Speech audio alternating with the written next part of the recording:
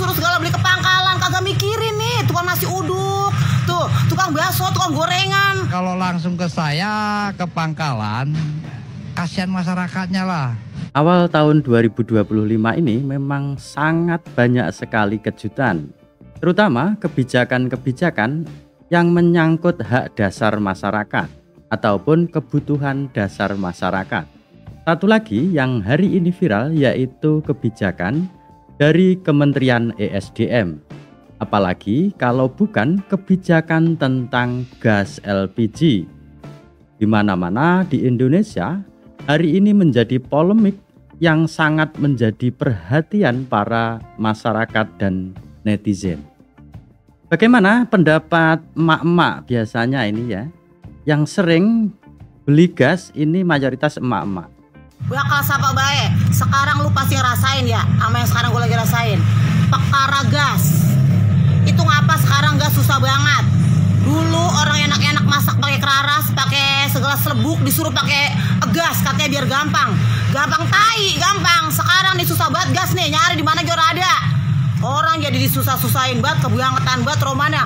Orang miskin kagak kebagian senang, disuruh susah mulu susah.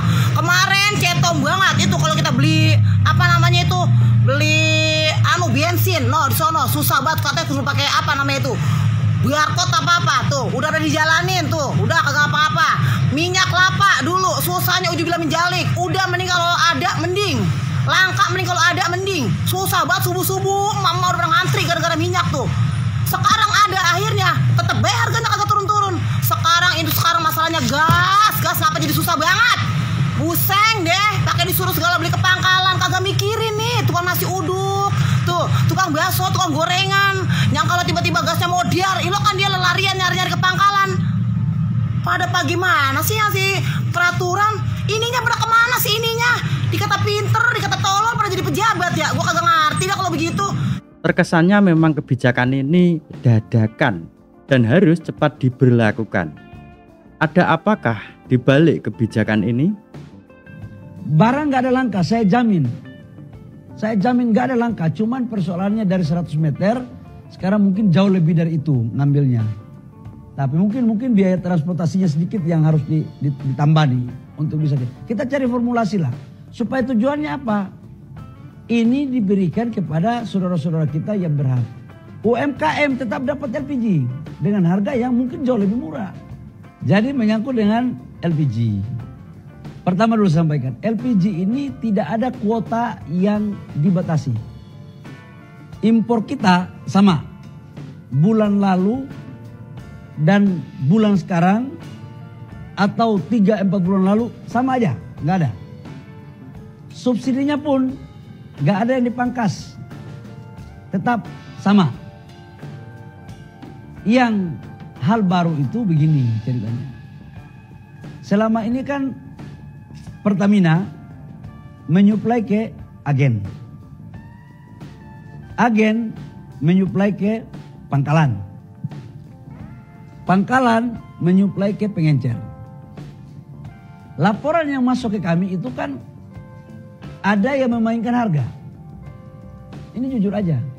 Harganya itu kan ke rakyat itu harusnya tidak lebih dari 5.000, 6.000. Karena saya mau jelaskan secara rinci ya. Negara itu mensubsidi harga realnya itu per kilogram itu negara mensubsidi sekitar 12.000 ya Pak. 12.000 rupiah kurang lebih per kilogram. Kalau 3 kilogram satu tabung itu berarti kurang lebih sekitar 36.000 rupiah per tabung. Laporan yang masuk ke kami, subsidi ini, LPG ini ada yang sebagian tidak tepat sasaran. Ya mohon maaf tidak bermaksud curiga nih. Ada satu kelompok orang yang membeli LPG dengan jumlah yang tidak wajar. Ini untuk apa? Harganya naik. Sudah volumenya tidak wajar, harganya pun dimainkan. Nah dalam rangka mentertibkan ini, maka kita buatlah regulasi sebenarnya. Bahwa beli di pangkalan, karena harga sampai di pangkalan itu pemerintah bisa kontrol. Kalau harga di pangkalan itu dinaikkan, izin pangkalannya dicabut. Dikasih denda dan kita bisa tahu siapa pemainnya.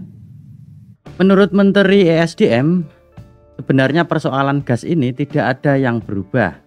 Yang berubah itu hanya persoalan jarak saja.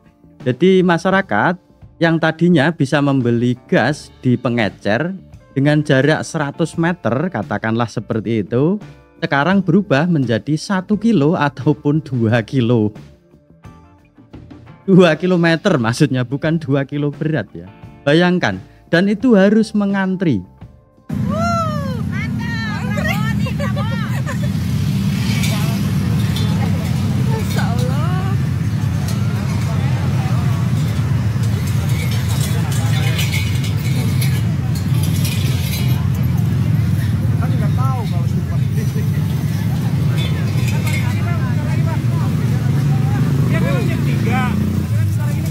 Dan ini ada salah satu pendapat yang menurut saya sangat masuk akal.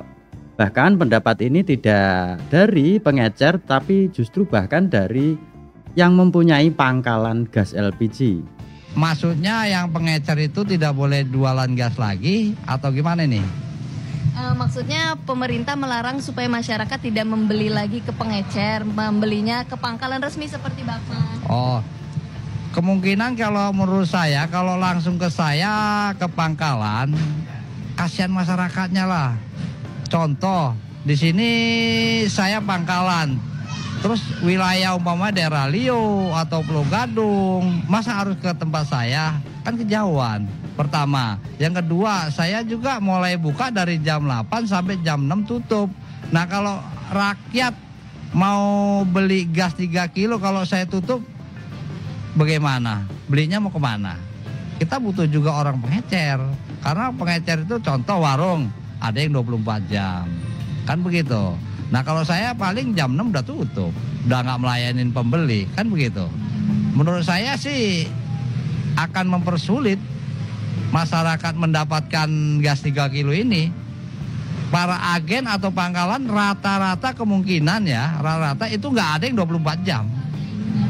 Nah, yang 24 jam itu ya para warung, pengecer, mungkin tetangga-tetangga sebelah, mungkin walaupun dia tutup bisa minta tolong dong gas saya habis, mau masak mie atau masak air, mungkin pasti dilayanin kan. Kalau ke toko saya udah tutup, masa saya harus layanin beli satu, kan nggak mungkin, begitu. Klaim dari Menteri ESDM bahwa kebijakan ini untuk memperbaiki tata kelola distribusi gas LPG. Namun nyatanya yang terjadi di masyarakat bahwa kebijakan ini justru menimbulkan masalah baru, yaitu antrean yang panjang, dan tidak sedikit mereka, para rakyat, mengeluhkan tentang kebijakan ini.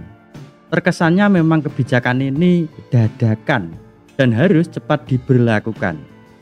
Ada apakah di balik kebijakan ini? Silahkan tuangkan pendapat Anda di kolom komentar.